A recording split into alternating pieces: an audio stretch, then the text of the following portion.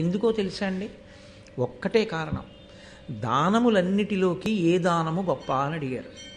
సాధారణంగా మనం ఏమంటామంటే అన్నదానము గొప్ప అంటాం. మంచిదే, నేను కాదంటలేదు, దాన్ని నేను వ్యతిరేకించి మాట్లాడటం లేదు. కానీ అన్నిటికన్నా చాలా గొప్ప విషయం ఇది అంటే ఒక మంచి మాట చెప్పడమే. అది శాస్త్రం. ఒక్క చెడ్డవాడి యొక్క మనసు మారి మంచివాడిగా మారాడనుకోండి, ఆ కుటుంబం, ఆయన చుట్టుపక్కల ఉన్నవాళ్ళు, సమాజము అంతా శాంతిని పొందుతుంది. అందుకే మంచి మాటలు చెప్పాలి అంటే ఏదో తనకు అనుష్ఠానం లేకుండా, తాను ముందు అలా ప్రవర్తించకుండా ఇతరులకు చెప్పే అధికారం లేదు.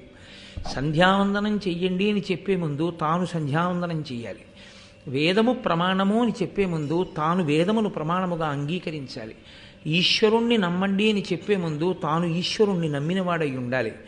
4 మంచి మాటలు చెప్పే ముందు తాను 4 మంచి గ్రంథములను చదివినవాడై ఉండాలి.